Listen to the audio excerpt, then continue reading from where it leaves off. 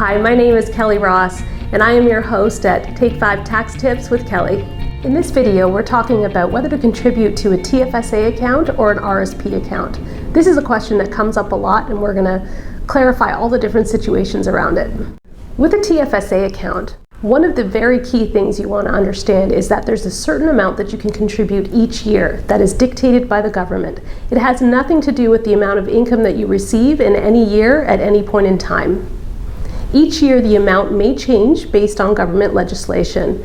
TFSAs came into account back in 2009, and the amounts have varied year over year. In 2023, your amount that you can contribute is $6,500, which is tax-free. Now, when I say tax-free, this is where it gets complicated, and some people can't grasp the difference between this and with RSPs. So when you contribute to a TFSA account, you do not get a tax deduction in the year. What it is that becomes tax-free is the growth of this account.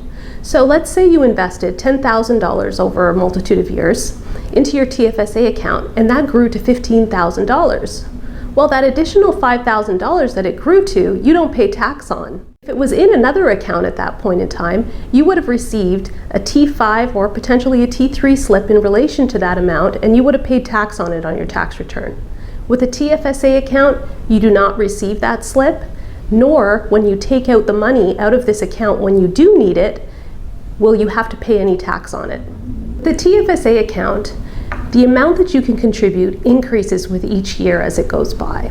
Now let's say for some reason you do not contribute to your TFSA account in one year, and then the following year you have enough funds to contribute for both of those years.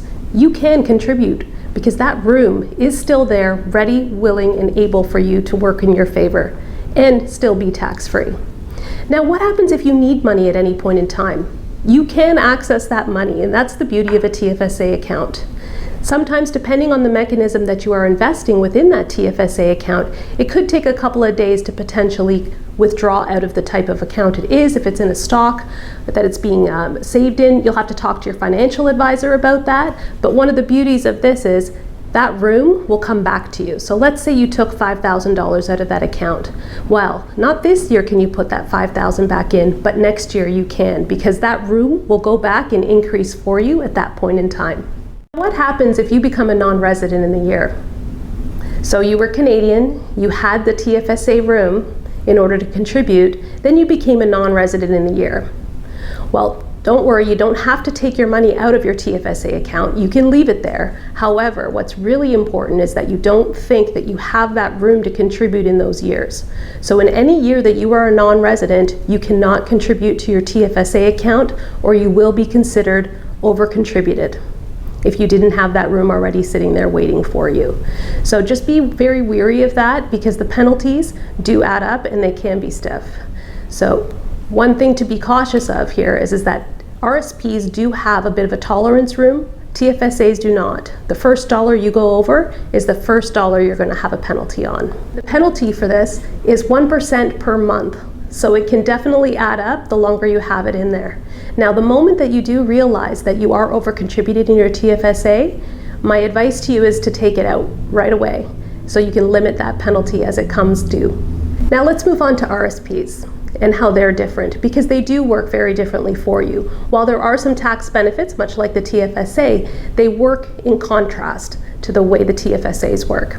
So with RSPs, when you contribute to an RSP, the year that you contribute, you're getting a tax deduction for, which is great. However, where the difference is when you withdraw the money out of that RSP account, you're then going to be hit with the tax effect. So any growth that's happened in these RSPs. So let's use the same scenario that we did with TFSAs. So with TFSAs, let's say you had contributed $5,000 and it grew to $10,000. Well, now you got a tax deduction for $5,000 when you contributed that $5,000. But now when you're withdrawing the $10,000 out of there, you're going to get taxed on the $10,000. So that's just a very important piece of information to understand when you're doing some tax planning. And I tell people to take that into account when you're trying to decide which one to do it in. So where my advice comes in when it comes to TFSAs and RSPs is to take a look at what is your tax position today and what do you think your tax position is going to be when you actually need to withdraw the money out of these accounts.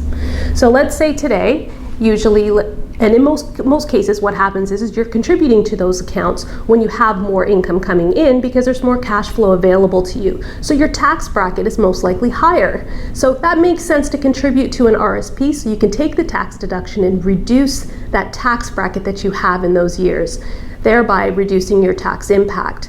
And the idea with that is that at a later date in time, when you're planning to take that money out, your income is going to be lower.